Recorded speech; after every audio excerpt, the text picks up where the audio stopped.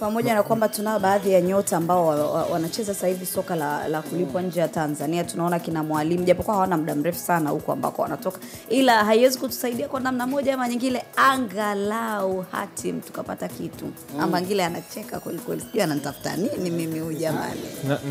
Nafikiri Maulidi, desa la kupata matokeo kwenye mazingira magumu sisi wenyewe tayari tunalo.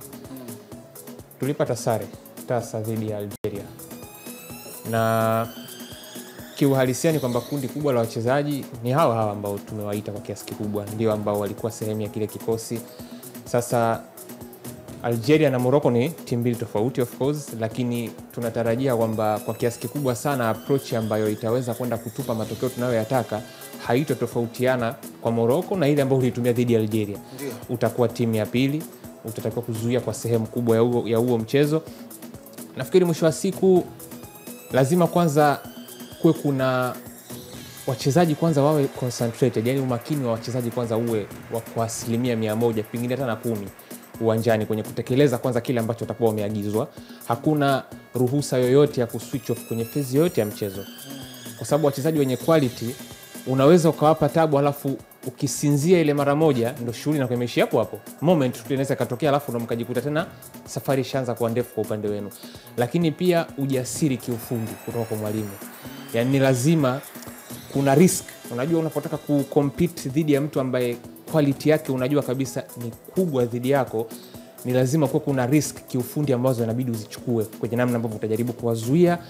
Yani ni lazima ufanye kitu ambacho unajua kabisa kwamba kisipolipa tuko kwenye hatari, lakini hatuna namna nyingine zaidi ya hivi kama kweli tunataka kuimpose chochote dhidi ya mtu kama Morocco. Kwa hiyo nafikiri desa tunalo, haitokuwa rahisi. Nafikiri mwisho wa siku lazima kwanza tujaribu kuidentify wachezaji ambao ni hatari kwa upande wa Morocco, kwa sababu kukaa nyuma ya mpira ili tufanyie jao tukiwa tambua. Unajua kuna kitu kimoja Maulidi. Tunaanza nao. Unajua kuna kitu kimoja Maulidi. Kukaa nyuma ya mpira ni kitu kimoja, lakini mpinzani ambaye anakuwa amekuzidi uwezo, huwezi kumkabili kwenye kila kitu. Ni lazima uchague walau sehemu ambayo unaamini hii ni hatari zaidi kutoka kwao. Hiyo ndio ujaribu kwanza kuikabili. Kwa hiyo lazima kwanza ujaribu kuidentify wachezaji ambao watakuwa ni hatari kutoka kwa wapinzani wako, wale wachezaji ambao unajua kabisa yani ndio sumu yenyewe, namna gani tunakabiliana nao.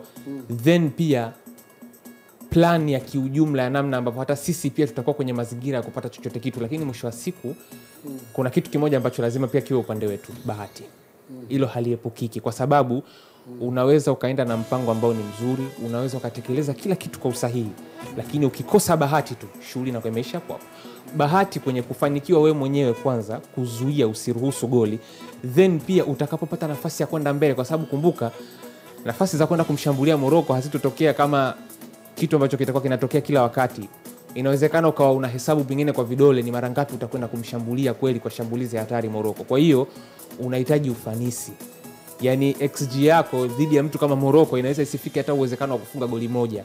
Kwa hiyo imagine unahitaji kuwa na ufanisi mkubwa kiasi gani ili kuconvert nafasi ambazo zinaweza wakati mwingine hata zisiwe za wazi kwenye mchezo dhidi ya mpinzani kama huyu. Kwa hiyo inabidi kila kitu kiende upande wako.